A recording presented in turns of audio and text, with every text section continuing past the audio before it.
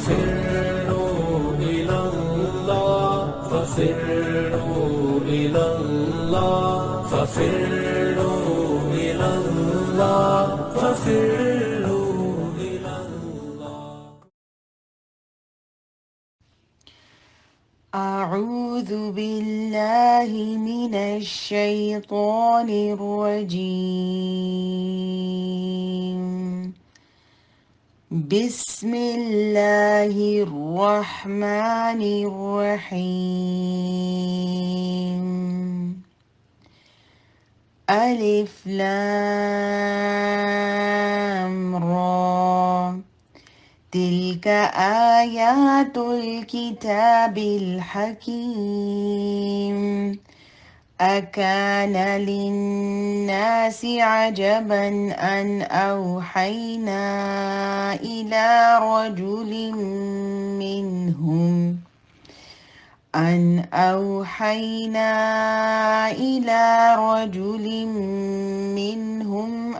أنذر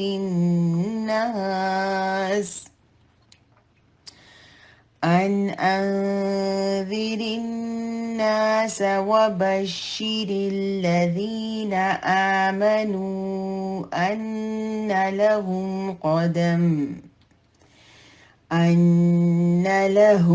قدم صدق عند ربهم. قال الكافرون إن هذا لساحر مبين. إن ربكم الله الذي خلق السماوات والأرض في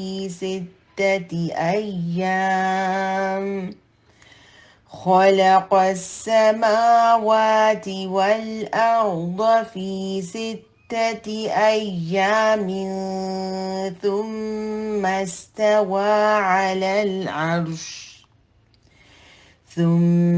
استوى على العرش يدبر الأمر. ما من شفيع إلا من بعد إذنه. ذلكم الله ربكم فاعبدوه أفلا تذكرون. صدق الله العظيم. اعوذ باللہ من الشیطان الرجیم. بسم اللہ الرحمن الرحیم. رب اشرح لی صدری ویسر لی امری واحلل عقدۃ من لسانی یفقہوا قولی. اللہم انفعنا بما علمتنا وعلمنا ما ينفعنا وزدنا علما. اللہم انا نسألک علما نافعا ورزقا طیبا وعملا متقبلا. اللہم انا نعوذ بک من علم لا ينفع ومن قلب لا يخشع ومن نفس لا تشبع ومن دعوت لا يستجاب لها. آج انشاءاللہ العزیز ہم سورہ یونس اور سورہ ہود کے مضامین دیکھیں گے. دونوں مکی صورتیں ہیں. سورہ یونس کی 109 آیات ہیں اور اس کے مضامین کے اعتبار سے اس کو 8 پیراگراف میں ڈیوائیڈ کیا گیا ہے. اس کے مضامین پر غور کرنے سے معلوم ہوتا ہے کہ یہ سورہ بھی نبی کریم صلی اللہ علیہ وسلم کی مکی زندگی کے آخری دور میں، چوتھے دور میں سورہ ہود کے ساتھ ہی نازل ہوئی. لیکن اس میں ہمیں چونکہ ہجرت کی طرف کوئی اشارہ نہیں ملتا اور اس سے اندازہ ہوتا ہے کہ یہ سورہ الانعام اور سورہ الاعراف سے پہلے نازل ہوئی تھیں. ان دونوں صورتوں میں مشرکین مکہ کے نبی کریم صلی اللہ علیہ وسلم پر اعتراضات، قرآن کی دعوت پر اعتراضات، کچھ شبہات کا جو ان کی طرف سے اظہار کیا جا رہا تھا اس کا جواب ملتا ہے. اس سورہ کے آغاز میں ہی کہہ دیا گیا کہ وہ لوگ جو نبی کریم صلی اللہ علیہ وسلم پر قرآن کی دعوت پیش کرنے پر جادوگر اور کاہن ہونے کا الزام لگا رہے ہیں، وہ اگر اس کی تعلیمات پر غور کریں تو اس میں انہیں کچھ بھی عجیب نظر نہیں آئے گا. قرآن مجید کی تعلیمات جادوگری اور کہانت سے کوئی تعلق نہیں رکھتی، بلکہ قرآن تو 2 اہم حقیقتوں سے تمہیں خبردار کر رہا ہے. ایک تو اللہ تعالیٰ کی توحید کے بارے میں اور پھر دوسرا قیامت اور روز جزا کے بارے میں. اب تم ہاں مانو یا نہ مانو، اگر مان لو گے تمہارا اپنا انجام بہتر ہوگا اور نہیں مانو گے تو برا نتیجہ دیکھو گے. اس سورہ کے سارے پیراگراف میں ہم دیکھتے ہیں کہ اللہ رب العالمین بار بار توحید کے دلائل دے رہے ہیں، اخروی زندگی کے دلائل دیے جا رہے ہیں اور کہا جا رہا ہے کہ یہ دلائل صرف ان لوگوں کو اطمینان دے سکتے ہیں جو تعصب میں مبتلا نہ ہوں. پھر اس میں ہمیں مشرکین کے ان غلط عقائد، ان کی غلط فہمیوں کے بارے میں خبر ملتی ہے جو لوگوں کو توحید اور وحدت کا عقیدہ تسلیم کرنے میں رکاوٹ پیدا کرتی ہیں۔ پھر نبی کریم صلی اللہ علیہ وسلم کے بارے میں شبہات اور اعتراضات کا جواب دیا جا رہا ہے۔ اخروی زندگی میں پیش آنے والے جو واقعات ہیں ان کی خبر دی جا رہی ہے، اور لوگوں کو بتایا جا رہا ہے کہ دنیا کی موجودہ زندگی دراصل امتحان کی زندگی ہے۔ اس زندگی کی مہلت کو اگر تم نے ختم کر دیا اور نبی کریم کی ہدایت کو قبول کر کے امتحان کی کامیابی کے لیے کوشش نہ کی تو پھر تمہیں کوئی دوسرا موقع نہیں ملنا۔ پھر انہی کے درمیان میں نوح علیہ السلام کا قصہ اور موسیٰ علیہ السلام کا قصہ بیان کیا گیا ہے، جن کے ذریعے مشرکین مکہ کو کچھ باتیں ذہن نشین کروائی گئی ہیں کہ دیکھ لو تم لوگ جو معاملہ نبی کریم صلی اللہ علیہ وسلم کے ساتھ کر رہے ہو اس سے ملتا جلتا نوح اور موسیٰ علیہ السلام کے ساتھ ان کی قومیں کر چکی ہیں، اور یقین رکھو جس طرح کا انجام ان قوموں نے دیکھا وہ تمہیں بھی دیکھنا پڑے گا۔ اور دوسری بات یہ بھی کہ آج محمد صلی اللہ علیہ وسلم کو اور ان کے ساتھیوں کو کمزور اور بے بس دیکھ کر یہ نہ سمجھنا کہ ہمیشہ یہ ایسے ہی رہیں گے، بلکہ ان کے ساتھ اللہ رب العالمین کی مدد ہے جو کہ آ کے رہے گی۔ اور پھر فرعون کا جو واقعہ اور موسیٰ علیہ السلام کا جو واقعہ ذکر کیا گیا وہاں ان کو تنبیہ کی جا رہی ہے، اگر کوئی قوم کوئی فرد سنبھلنے کی مہلت ختم ہو جانے کے بعد عین آخری لمحے پہ توبہ کرے تو اس کی توبہ قبول نہیں کی جاتی۔ اور آخری پیراگراف میں ایمان لانے والوں کو، قرآن کی پیروی کرنے والوں کو صبر اور استقامت کا مظاہرہ کرنے کی ہدایت دی جا رہی ہے۔ انہیں کہا جا رہا ہے کہ اپنا کام کرتے چلے جاؤ، اللہ رب العالمین اپنے فضل سے تمہاری حالت کو بدل دے گا۔ اعوذ باللہ من الشیطان الرجیم، بسم اللہ الرحمن الرحیم، الف لام را تلک آیات الکتاب الحکیم۔ آغاز میں قرآن کا تعارف، اختتام پر بھی قرآن کا ذکر کیا گیا ہے۔ 8واں پیراگراف میں جہاں مشرکین کے عقائد کے خلاف ایک بحث ملتی ہے، اس کے ساتھ ساتھ ہمیں قرآن کی دعوت توحید، دعوت رسالت اور دعوت آخرت کی ڈسکشنز بھی ملتی ہیں۔ اگر کہا جائے کہ سورہ کا مرکزی مضمون قرآن اور قرآن کی تعلیمات اور قرآن پر ایمان لانے کے گرد گھوم رہا ہے تو غلط نہیں ہوگا۔ آیت نمبر 2 میں مشرکین کے اس اعتراض کو کوٹ کیا جا رہا ہے جو نبی کریم صلی اللہ علیہ وسلم پر وحی بھیجے جانے کو ہی عجیب سمجھ رہے ہیں اور پھر سے مختلف نام دے رہے ہیں۔ تو اللہ تعالیٰ کہہ رہے ہیں کہ کیا لوگوں کے لیے یہ ایک عجیب بات ہوگی کہ ہم نے خود انہی میں سے ایک آدمی پر وحی بھیجی جو ان غفلت میں پڑے لوگوں کو چمکا دے اور مان لینے والوں کو خوشخبری دے۔ اور اس پر یہ منکرین کہتے ہیں کہ ان ھذا لساحر مبین، کہ قرآن کی سچی تعلیمات ڈائریکٹلی فطرت کو اپیل کرتی ہیں، دل پہ اثر کرتی ہیں، کوئی اور نام نہیں دے سکے تو اسے جادو، کھلا جادو کہہ دیا۔ آیت نمبر 3 میں توحید کے بارے میں آ رہا ہے کہ بے شک تمہارا رب وہی ہے جس نے زمین و آسمان کو پیدا کیا ہے اور پھر اس کا انتظام بھی چلا رہا ہے۔ ما من شفیع الا من بعد اذنہ، اور کوئی اس کے حضور سفارش کرنے والا نہیں سوائے اس کے کہ جس کو وہ اجازت دے۔ ذالکم اللہ ربکم فاعبدوہ، ہم اس سورہ میں دیکھیں گے جہاں جہاں توحید کی دلائل آ رہے ہیں وہاں اللہ رب العالمین سے ذالکم اللہ ربکم فاعبدوہ، یہی ہے اللہ تمہارا رب، بس اسی کی بندگی کرو۔ افلا تذکرون، پھر اس کے بعد عقیدہ آخرت کی بات کی جا رہی ہے کہ جس کو وہ جٹلا رہے ہیں اور جس کو وہ سمجھ رہے ہیں کہ وہ دن آنے والا نہیں ہے۔ اللہ رب العالمین کہہ رہے ہیں کہ الیہ مرجعکم جمیعا، اسی کی طرف تم سب کو پلٹ کر جانا ہے۔ وعد اللہ حقا، یہ اللہ کا پکا وعدہ ہے، آخرت کا آنا یقینی ہے۔ پھر کائنات میں موجود نشانیوں کی طرف توجہ دلائی جا رہی ہے کہ اس سے اللہ نے سورج کو روشنی بنایا ہے، چاند کو نور بنایا ہے، پھر ان کی مختلف منازل جو سیٹ کر دی ہیں جو گھٹتی بڑھتی رہتی ہیں، اور یہ بھی فضول یا عبث نہیں بنایا بلکہ ان کو بھی ایک حساب اور قاعدے کا پابند بنایا ہے۔ اور اس کا مقصد کیا ہے؟ تاکہ تم اسے سالوں اور تاریخوں کے حساب مقرر کرو۔ اللہ نے یہ سب کچھ برحق پیدا کیا ہے۔ یفصل الآیات لقوم یعلمون، اور یہ آیات اپنی کھول کھول کے بیان کرتا ہے، نشانیوں کو کھول کھول کے بیان کرتا ہے۔ کن کے لیے؟ لقوم یعلمون، ان لوگوں کے لیے جو علم رکھنے والے ہیں۔ آگے بتایا جا رہا ہے کہ اللہ کی نشانیاں موجود ہیں، کس میں؟ دن اور رات کے آنے جانے میں بھی۔ جو کچھ اللہ رب العالمین نے زمین و آسمان میں پیدا کیا ہے اس سب میں نشانیاں کن کے لیے؟ لقوم یتقون، ان لوگوں کے لیے جو غلط روی سے بچنا چاہتے ہیں، تقوی اختیار کرنا چاہتے ہیں۔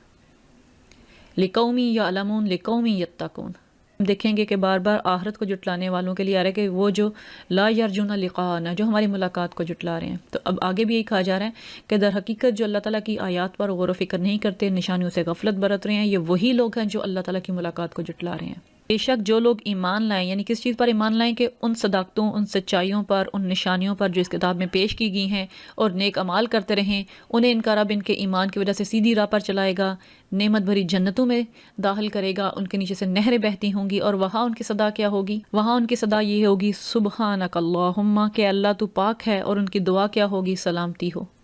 اور ان کی ہر بات کا اختتام اس پر ہوگا ساری تعریف اللہ رب العالمین کے لیے۔ وآخر دعواہم ان الحمد للہ رب العالمین، اللہ کی حمد و ثنا ہوگی، اللہ کی تعریف ہوگی۔ آیت نمبر 11 اور 12 سے آگے کے مضامین کو سمجھنے کے لیے ضروری ہے کہ ہم تھوڑا سا ڈسکس کر لیں کہ ان آیات کے نزول سے پہلے ابھی کچھ عرصہ پہلے ہی قریش پر سے اللہ رب العالمین نے وہ قحط کی کیفیت ڈالی تھی کہ جس کی مصیبت سے جو اہل قریش ہیں، اہل مکہ چیخ اٹھے تھے۔ اور اس زمانے میں قریش کے جتنے بھی متکبرین ہیں ان کی اکڑی ہوئی گردنیں بھی جھک گئی تھیں، دعائیں مانگ رہے تھے، آوازاریاں کر رہے تھے، بت پرستی میں کمی آ گئی تھی، اور خود ان کے دلوں نے اس چیز کو مان لیا تھا کہ اس مصیبت کو ان کے دیوی دیوتا اور یہ بت نہیں ٹال سکتے اور اللہ واحد و قہاری کی طرف رجوع کرنا ہوگا۔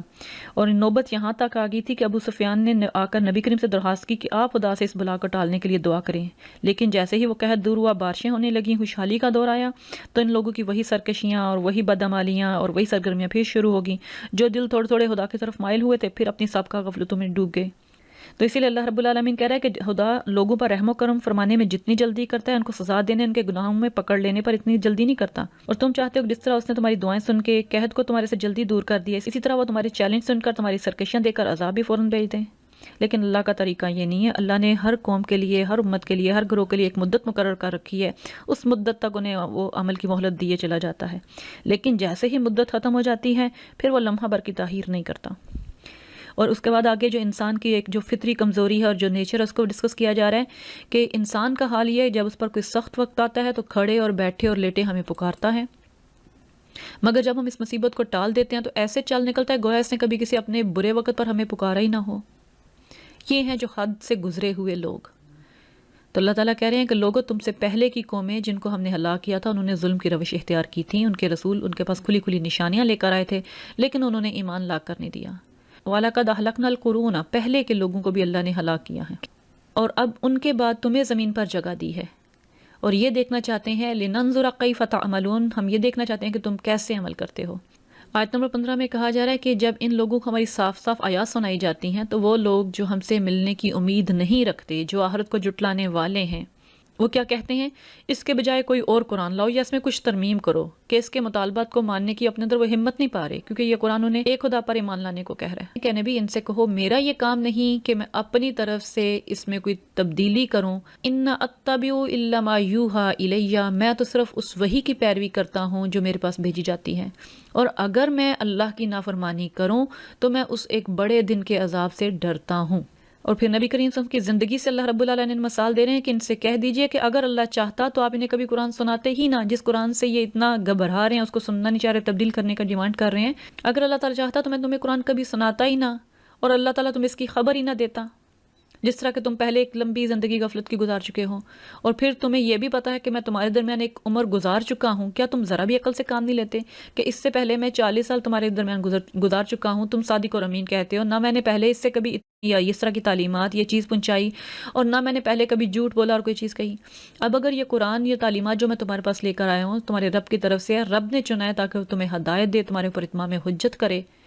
تو تم کیوں نہیں سن رہے؟ پھر ان کے مشرکانہ عقائد کی تردید کی جا رہی ہے کہ اللہ کے علاوہ جن کو یہ معبود بناتے ہیں، جن کو بندگی میں شریک کرتے ہیں، یہ وہ ہیں جو نہ نقصان پہنچا سکتے ہیں نہ نفع پہنچا سکتے ہیں، اور پھر ان کو اللہ کے ہاں اپنے سفارشی مقرر کر رہے ہیں جن کی کہ اللہ کو بھی خبر نہیں ہے۔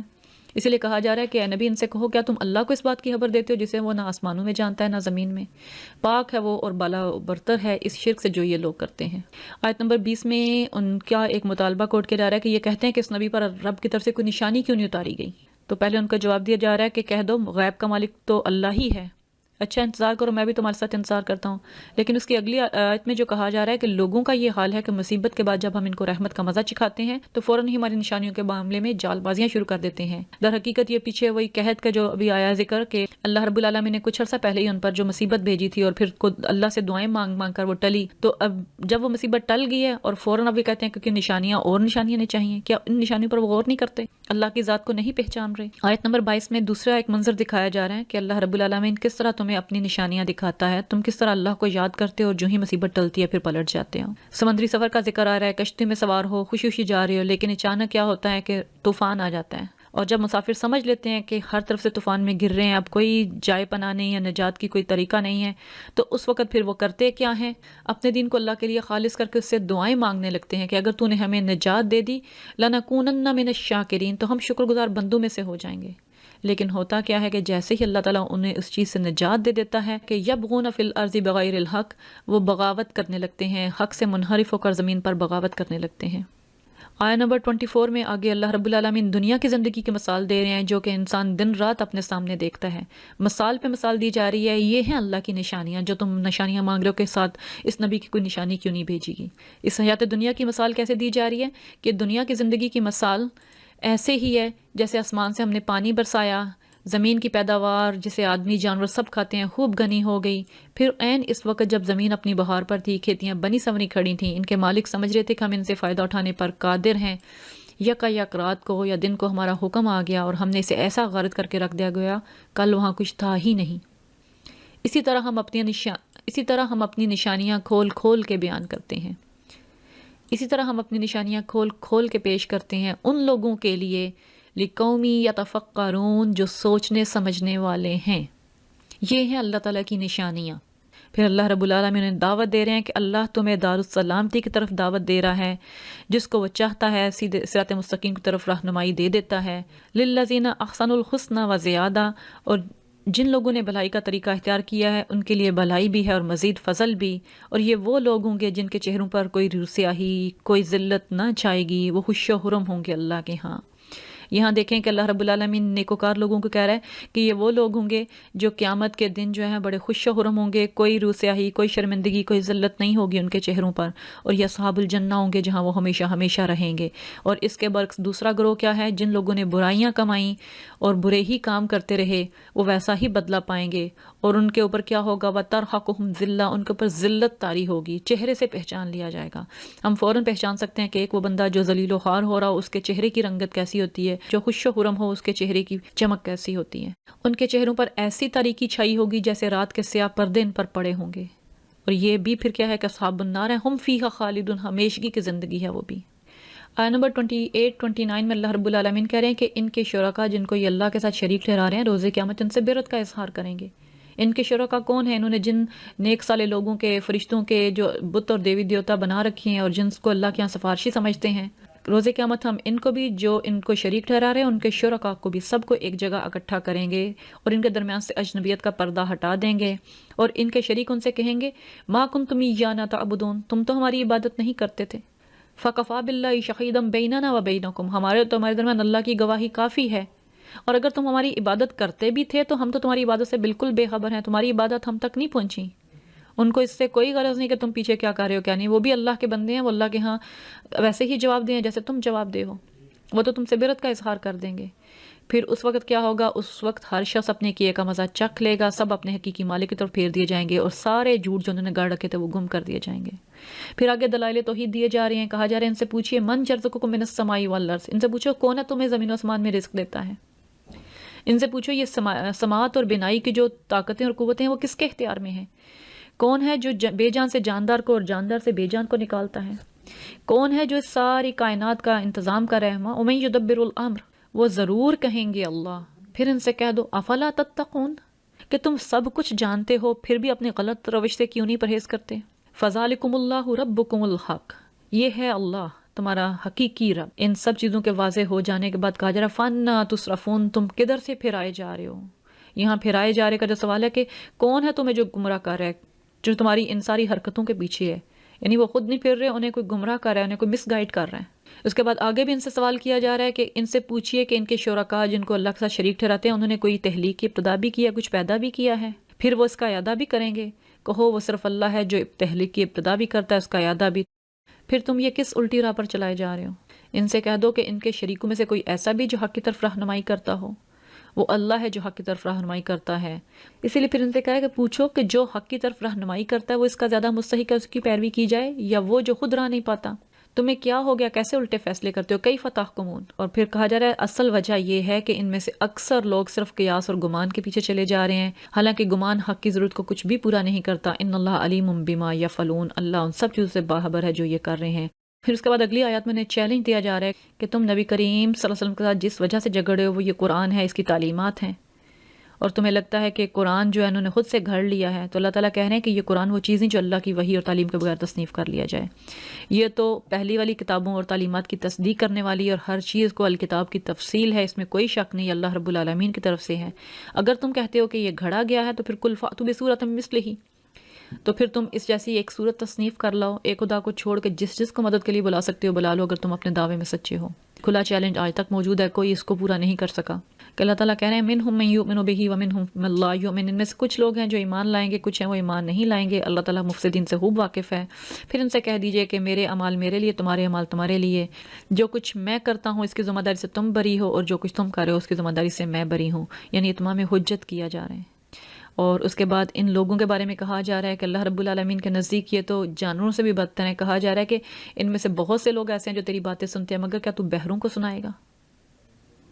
کہ بظاہر کانوں میں آواز تو آ رہی ہے جانوروں کی طرح، جو کہا گیا نا کہ بل ہم عدل، بلکہ ان سے بھی زیادہ گئے گزرے ہیں، کہ یہ ان کے کانوں میں آواز تو آ رہی ہے لیکن جب اس کو سمجھ نہیں رہے تو اللہ تعالیٰ کہہ رہے ہیں یہ بہروں کو سنائے گا، ہاں وہ کچھ نہ سمجھتے ہوں۔ ان میں سے بہت سے لوگ ہیں جو تجھے دیکھتے ہیں لیکن کیا تو اندھوں کو راہ سجائے گا، ہاں انہیں کچھ بھی نہ سوچتا ہو؟ نہ وہ عقل سے کام لے رہے ہیں، نہ وہ بصارت سے کام لے رہے ہیں۔ یہ وہ لوگ ہیں جو اپنے اوپر خود ظلم کر رہے ہیں، اللہ تعالیٰ ان پر ظلم نہیں کرتا۔ یوم قیامت جب اللہ رب العالمین انہیں اکٹھا کرے گا، انہیں دوبارہ اٹھا کھڑے کرے گا، تو انہیں لگے گا کہ یہ دنیا کی زندگی چند لمحوں کی زندگی تھی۔ اس وقت ان لوگوں کو جنہوں نے اللہ سے ملاقات کو جٹلایا ہوگا، ان کو پتہ چلے گا کہ وہ کتنا خسارے کا سودا کر کے آئے ہیں، اور اب انہیں وہ ہدایت نہیں مل سکتی۔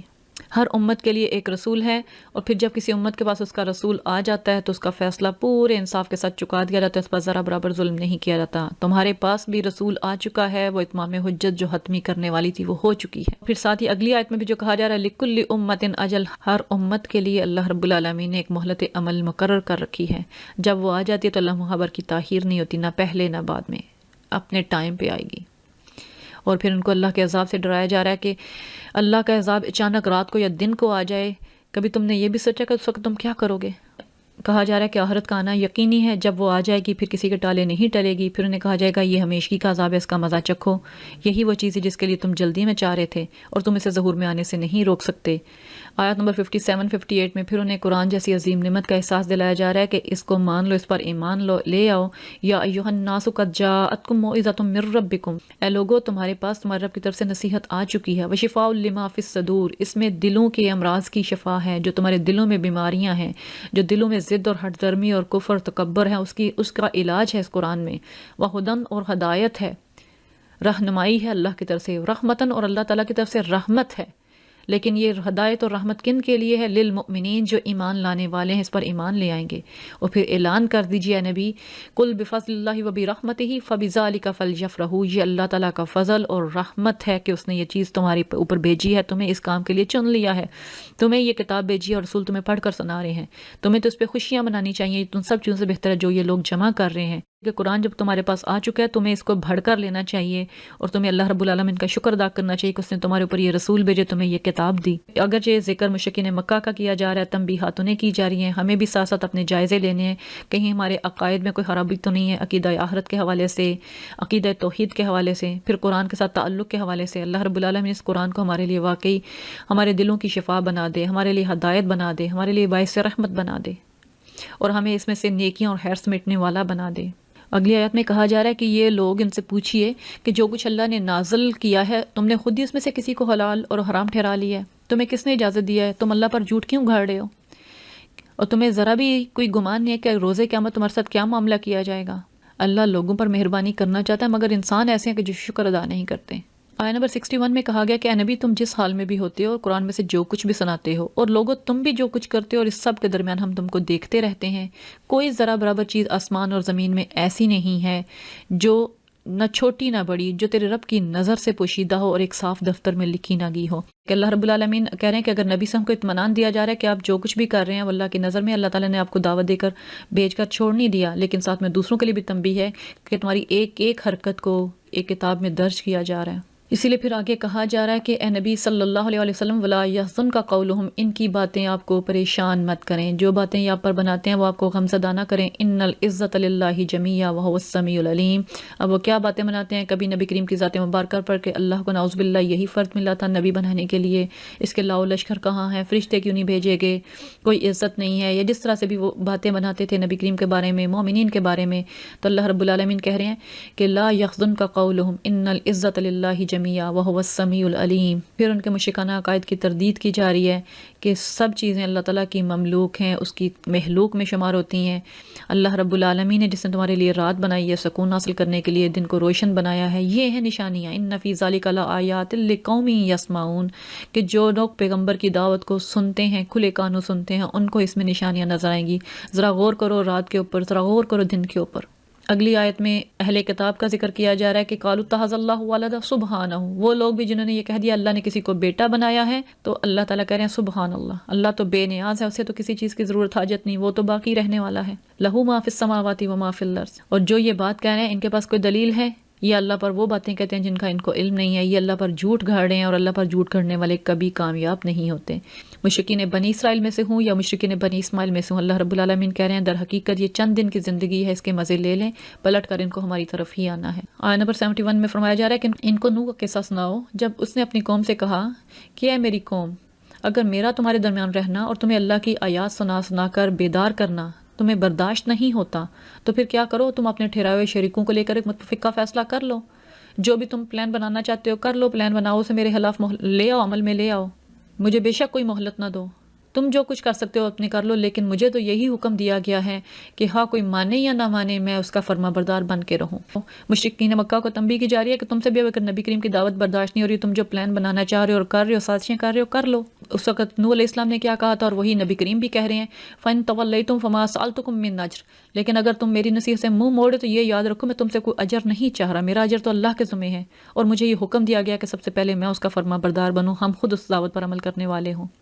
جب انہوں نے نوح علیہ السلام کی دعوت کو قبول نہیں کیا، اسے جھٹلایا، اللہ رب العالمین نے نوح اور اس کے ساتھی ایمان والوں کو بچا لیا، باقی سب کو غرق کر دیا۔ پھر دیکھو ان کا کیا انجام ہوا۔ اللہ رب العالمین نے نوح علیہ السلام کے بعد بھی بہت سارے پیغمبروں کو بعد کے قوموں کی طرف بھیجا، اور وہ سارے کے سارے پیغمبر کھلی نشانیاں لے کر آئے، مگر ان لوگوں نے اسے جھٹلا دیا۔ اور اللہ رب العالمین کہہ رہے ہیں اسی طرح ہم حد سے گزر جانے والوں کے دل پر مہر لگا دیا کرتے ہیں، ٹھپا لگا دیتے ہیں، وہ پلٹ کے نہیں دیکھتے سنتے نہیں ہیں۔ جب کسی قوم کی طرف رسول بھیجا جاتا ہے، رسول پیغام سنا دیتا ہے، تو اس قوم کے اوپر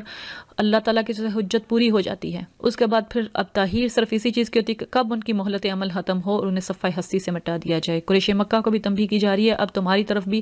اتنے عرصے کے بعد اللہ نے ایک نبی کو مبعوث کیا اور اپنے محبوب نبی کو مبعوث کر کے تمہیں الکتاب قرآن مجید دی ہے، تمہارے اوپر جتنی اللہ تعالیٰ کی حجتیں تھیں وہ پوری ہو چکی ہیں۔ اگر باز نہیں آؤ گے تو پھر پہلی امتوں کے، پہلی قوموں کے جو انجام تھے ان کو ذہن میں رکھ لو۔ اس کے بعد اللہ رب العالمین موسیٰ علیہ السلام کی دعوت کا ذکر کر رہے ہیں کہ جب موسیٰ علیہ السلام اور ہارون کو اللہ تعالیٰ نے اپنی نشانیوں کے ساتھ فرعون کے سرداروں کی طرف بھیجا تو انہوں نے بھی گھمنڈ کیا، بڑھائی کا تکبر کیا، ہم تو بڑے جتھوں والے ہیں، ہم بڑے مال و دولت والے ہیں، ہم ایمان کیوں لائیں، ہمیں تو ضرورت نہیں ہے۔ اور پھر موسیٰ علیہ السلام کی دعوت کو انہوں نے بھی کیا نام دیا، سحر مبین، جو کہ مشرکین مکہ بھی اس وقت کہہ رہے ہیں قرآن کی دعوت کو، تو انہوں نے بھی اس وقت کہا یہ تو کھلا جادو ہے۔ موسیٰ علیہ السلام نے جب کہا کہ جادوگر تو فلاح نہیں پایا کرتے اور نہ ہی وہ درباروں میں آ کر دوسروں کو دعوت دیا کرتے ہیں، انہوں نے بھی آگے سے وہی بات کی جو آج مشرکین مکہ نبی کریم صلی اللہ علیہ وسلم کہہ رہے ہیں، کیا تو اس لیے آیا کہ ہمیں اس طریقے سے پھیر دے جس پر ہم نے اپنے باپ دادا کو پایا تھا؟ پھر اس کے بعد انہوں نے موسیٰ علیہ السلام کی معجزوں کا مقابلہ کرنے کے لیے ایک مقابلے کا دن رکھا، جادوگروں کو بلایا، سب کچھ جب حاضر ہو گئے لیکن موسیٰ علیہ السلام کے عصا پھینکتے ہی ان سب کا جادو اللہ نے ختم کر کے رکھ دیا۔ ان اللہ لا یصلح عمل المفسدین، اللہ تعالیٰ مفسدوں کے کام کو سدھرنے نہیں دیتا۔ وَيُحِقُّ اللَّهُ الْحَقَّ بِكَلِمَاتِهِ وَلَوْ كَرِهَ الْمُجْرِمُونَ، اور اللہ اپنے فرمانوں سے حق کو حق کر دکھاتا ہے، مجرموں کو کتنا ہی ناگوار گزرے۔ آیت نمبر 83 میں کہا جا رہا ہے کہ پھر موسیٰ علیہ السلام پر اس کی قوم کے چند نوجوانوں کے سوا کوئی ایمان نہ لایا، کسی نے نہ مانا، اور کیوں نہیں مانا؟ کیونکہ وہ فرعون کے ڈر سے اور اپنی قوم کے بڑے بڑے لوگوں کے ڈر سے، انہیں خوف تھا کہ فرعون ان کو عذاب میں مبتلا کر دے گا، اور حقیقت یہ ہے کہ فرعون زمین پہ غلبہ رکھتا تھا، ان لوگوں میں سے تھا جو کسی حد پر نہیں رکتے تھے۔ یہی حرکتیں اس وقت مشرکین مکہ بھی کر رہے ہیں، جو ایمان لے کر آنے والے ہیں ان کو ٹارچر کیا جا رہا ہے، اور ایمان لانے والے کون ہیں؟ نوجوان ہیں سارے صحابہ، سے علی بن ابی طالب ہیں، جعفر طیار ہیں، زبیر، طلحہ، سعد بن ابی وقاص، مصعب بن عمیر، عبداللہ بن مسعود، یہ سارے لوگ ہیں جن کے 20 سال سے کم عمر کے تھے۔ عبد الرحمن بن عوف، بلال اور صہیب وغیرہ ان کی عمریں 20 اور 30 کے درمیان تھیں۔ پھر ہمیں نام ملتے ہیں ابو عبیدہ بن جراح، زید بن حارثہ، عثمان بن عفان، عمر فاروق، یہ 30-35 سال کی درمیانی عمر کے تھے۔ ان میں سب سے زیادہ جو اگر عمر رسیدہ ہیں تو ابوبکر صدیق ہیں، اور وہ بھی 38 سے زیادہ کے نہیں تھے۔ ابتدائی مسلمانوں میں صرف ایک صحابی کا نام ملتا ہے، حضرت عبیدہ بن حارث مطلبی، جو نبی کریم سے عمر میں کچھ بڑے تھے۔ عمار بن یاسر، ابوبکر صدیق پیر نبی کے ہم عمر ہیں، اور باقی سب نوجوان صحابہ ہیں۔ تو اللہ رب العالمین بھی کہہ رہے ہیں کہ موسیٰ علیہ السلام پر بھی چند نوجوان ایمان لائے، اور فرعون کے ڈر سے باقی لوگ ایمان نہ لائے۔ تو موسیٰ علیہ السلام نے ان سے کیا کہا کہ اگر تم اللہ پر ایمان رکھتے تو اسی پر بھروسہ رکھو. انہوں نے کہا اللہ توکلنا ربنا لا تجعلنا فتنۃ للقوم الظالمین، اللہ تعالیٰ ہمیں اپنے ظالم لوگوں کے لیے فتنہ یا باعث آزمائش نہ بنانا. ونجنا برحمتک من القوم الکافرین. موسیٰ علیہ السلام کو نماز کا حکم دیا. اس کے بعد موسیٰ علیہ السلام نے دعا کی کہ اے ہمارے رب، تو نے فرعون اور ان کے سرداروں کو دنیا کی زندگی میں زینت اور مالوں سے اموال سے نوازا ہے. اے رب، کیا یہ اس لیے ہے کہ وہ لوگوں کو تیری راہ سے بھٹکائیں؟ اے اللہ، اے رب، ان کے مال غارت کر دے، ان کے دلوں پر ایسی مہر لگا دے کہ ایمان نہ لائیں جب تک کہ وہ دردناک عذاب نہ دیکھ لیں. اللہ رب العالمین نے ان کی یہ دعا قبول کر لی، اور یہی ہوا کہ جب موسیٰ علیہ السلام اپنی قوم کو لے کر نکلے، فرعون اپنے لشکروں سمیت ان کے پیچھے آیا، اور جب ڈوبنے لگا تو اس وقت وہ بول اٹھا، آمنت انہ لا الہ الا الذی آمنت بہ بنو اسرائیل وانا من المسلمین. میں نے مان لیا کہ خداوند حقیقی اس کے سوا کوئی نہیں جس پر بنی اسرائیل ایمان لائے، اور میں بھی سر اطاعت جھکا دینے والوں میں سے ہوں. لیکن اس وقت اسے جواب کیا دیا گیا، اب ایمان لاتا ہے جبکہ اس سے پہلے تو نافرمانی کرتا رہا ہے. اب ہم صرف تیری لاش ہی بچائیں گے تاکہ تو بعد کی نسلوں کے لیے نشان عبرت بنے. بہت سے انسان ہیں جو ہماری نشانیوں سے غفلت برتتے ہیں.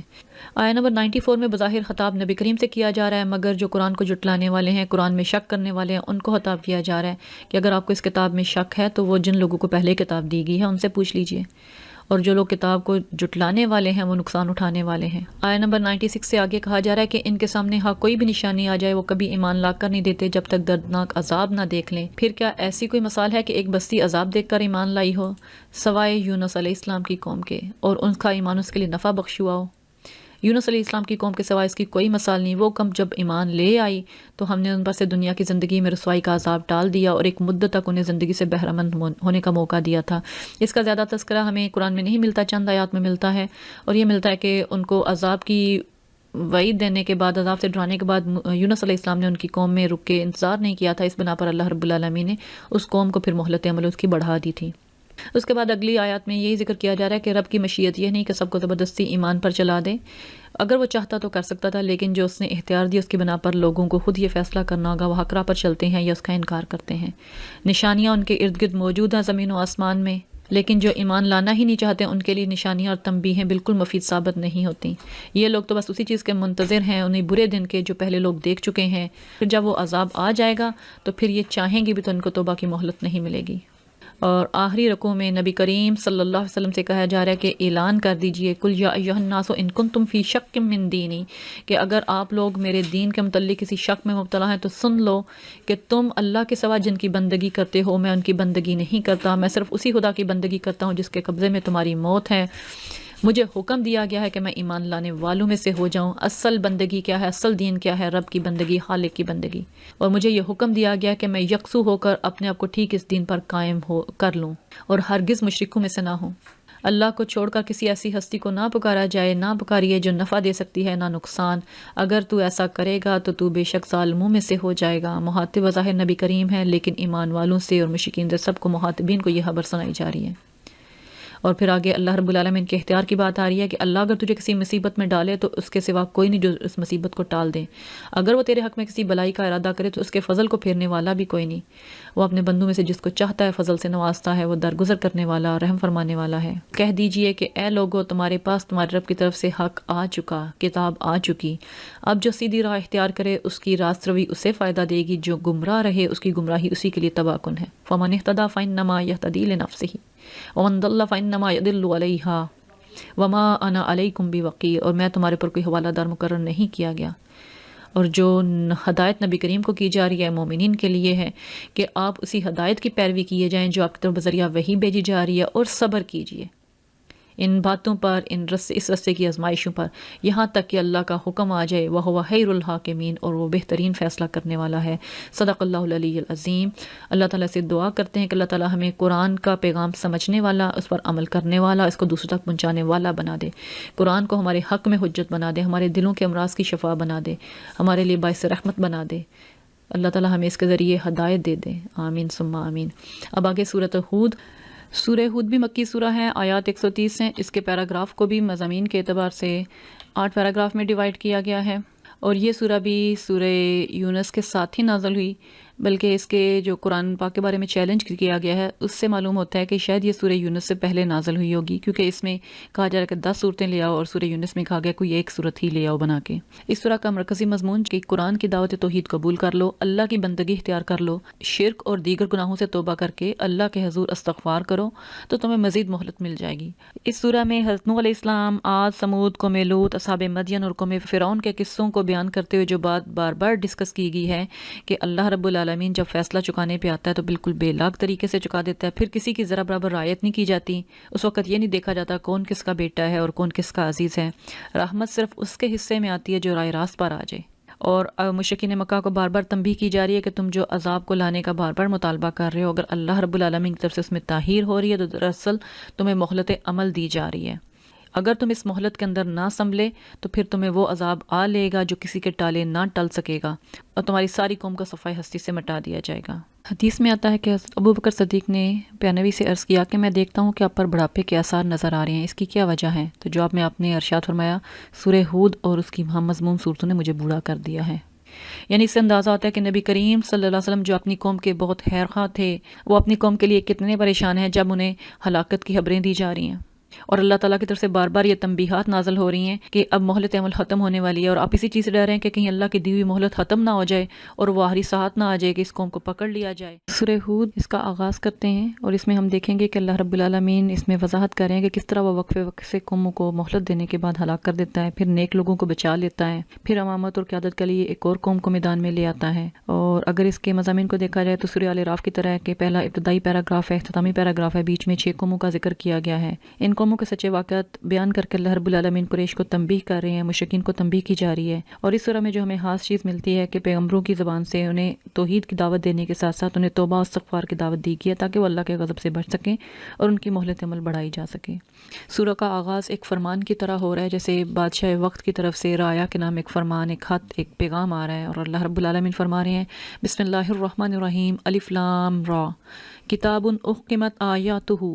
کہ یہ فرمان ہے جس کی آیات پختہ آیات ہیں، ثم فصلت من لدن حکیم خبیر، اور جو مفصل ارشاد ہوئی ہیں ایک دانا اور باخبر ہستی کی طرف سے۔ اور پھر اس کے بعد آگے پیغام کیا دیا جا رہا ہے، اللہ تعبدوا الا اللہ، تو اللہ کے سوا کسی کی بندگی مت کرنا، اننی لکم منہ نذیر و بشیر، میں اس اللہ کی طرف سے تم کو خبردار کرنے والا بھی ہوں اور بشارت دینے والا بھی ہوں۔ اور پھر ساتھ ہی جو ہر نبی کی دعوت کا دوسرا پیغام ہمیں اس سورہ میں مل رہا ہے، یہاں تمہیدی پیراگراف میں بھی اللہ کی بندگی کی دعوت کے ساتھ ہی جو اگلی چیز کہی جا رہی ہے وَانَسْتَغْفِرُوا رَبَّكُمْ، اور اپنے رب سے معافی چاہو، ثُمَّ تُوبُوا إِلَيْهِ، اور پھر اس کی طرف پلٹ آؤ، پھر وہ دے گا کیا؟ اس استغفار کے بدلے میں وہ تمہیں ایک مدت ہاس تک اچھا سامان زندگی دے گا، ہر صاحب فضل کو اس کا فضل عطا کرے گا۔